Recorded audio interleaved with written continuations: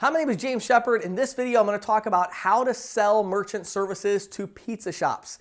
Now, you might say, wow, that's really specific. Don't you mean quick service restaurants? Nope, I mean pizza shops. Pizza shops are like their own thing, and they're very, very different. And so I'm going to talk to you about a couple things. Now, one of the themes that you're going to hear throughout this mini-series is that I am trying to teach you how to sell merchant services to a pizza shop. Now, are there some other services that can go along with that? Absolutely. You know, web design, online ordering, point of sale systems, and I'll talk a little bit about those, but the key thing to understand, and this is a mistake I see salespeople making a lot, is that they feel like, oh, it'd be easier if I sold, websites, or it'd be easier if I sold this.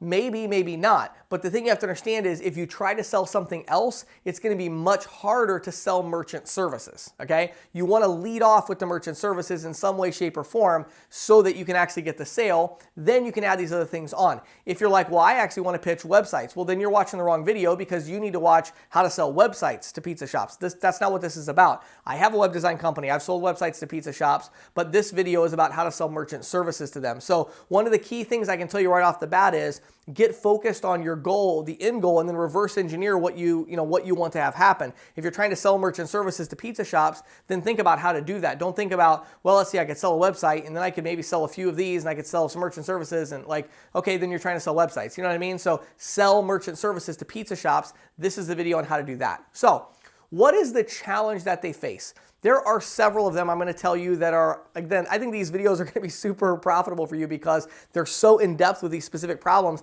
I don't think I've ever talked about much of this stuff in any of my content before. So the number one problem that pizza shops face in terms of payment processing is the per transaction fee being too high. Now, this matters both for PIN debit and it matters for check card, credit card transactions. And so the per item fee really kills them. For those of you that don't know anything about the Durbin Amendment, you might want to research that a little bit so you could talk to them about this. Pizza shops are one of those business types that really got screwed when they came out with the Durbin Amendment and had that 22-cent per item fee on all the check card transactions because pizza shops do a lot of $10 to $20 transactions. And guess what? They have to pay 22 cents every time they do one of those.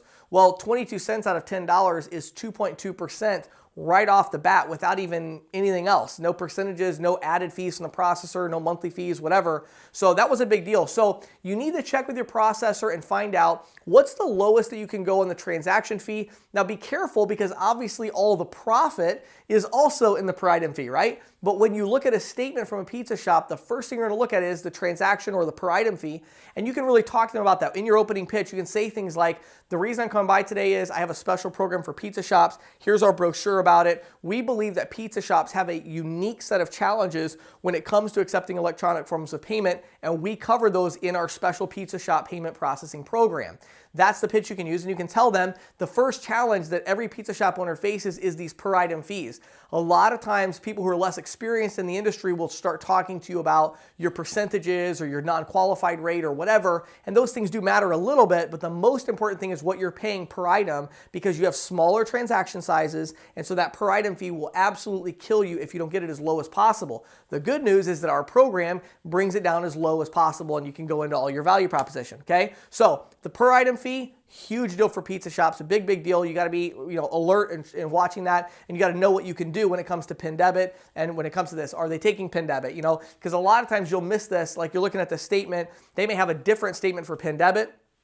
They might be, if they're taking PIN debit, they might be doing 20, 30% of their transactions on PIN debit. I've seen PIN debit per item fees of 50 cents in a pizza shop. Literally 50 cents every single time that they swipe or they enter a PIN number into a PIN debit transaction. That's really, really high. That's killing their profit margin on a $10 order. That's 5% of their total revenue is going just to that one fee. So look at the per item fees. That's a really, really big thing, okay? Next thing that they have a huge problem with, maybe, depends on their setup technologically, but from an operations perspective, you got to understand that pizza shops have a huge problem with these long lines. And when people come in, again, I don't think I've ever talked about this in any of my content, but it's a huge problem for pizza shops.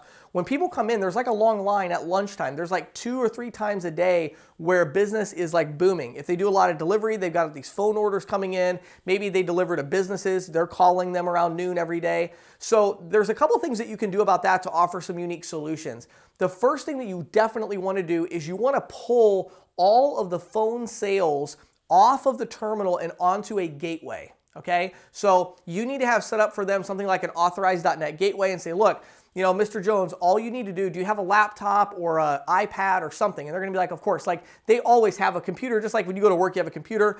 Business owners at these pizza shops have a laptop. They probably even have a desktop there somewhere. They've got a computer or a tablet of some kind. So you need to set them up with a gateway. Now, talk to your processor. Whatever gateway they use is fine. This is not a huge thing. They don't need to use some really advanced gateway. Authorized.net is the most common one, and it would be fine. NMI gateway is fine, whatever. There's a ton of different ones. So get them a gateway, and then what you do is they have a phone back there that's actually the phone that rings for orders. And that'll do a couple of things. They're going to love you so much for this operational improvement that when the phone rings for a new order over the phone, it's not ringing right next to the person that's trying to communicate their order. That's so annoying. They have a line out the door, people or whatever, and then you have the poor person at the counter. They're trying to swipe the card for this order, but the employee right next to them is going, okay, and you said you wanted a large cheese. Okay, hold on a second. And they're keying in on the, and it's like, oh my goodness, what a pain. The credit card machine is being used, at the counter in the back. So you've got to make sure that they have that separated out and get them a gateway. And by the way, on a side note, from an interchange perspective, you might actually end up lowering their total payment processing fees by 10 to 20 basis points on those phone orders just because they're getting all the correct information. They're getting zip code, they're getting all these different things. It's much less likely to have a problem with interchange to get those downgraded or something because they're collecting more information. It's more of a secure transaction, more protection against chargebacks. So have them do that. It's super, super important that you separate those out, and that's going to save them a lot of money. The other thing that you can do is at the point of sale, make sure they don't have some old crappy terminal. A pizza shop is a place that has to have a decent terminal, and they need to have it connected to the internet. That is an absolute, they must have it connected to the internet. I know most business owners do by now, but you'd be surprised how many pizza shops I've even been in the last year that they still swipe the card, put in the amount, and we wait, And you're like, oh my word, and there's a line of 20 people and it takes 15 seconds for the terminal to dial out and dial back. Internet takes like 1 second to do a transaction. They have to be connected to the internet. I will also throw one more little side note out on the pizza shops. Pizza shops are a really, really good one for the point terminal. If they're a smaller pizza shop, they're not looking for some big full feature thing. They just need to have something basic.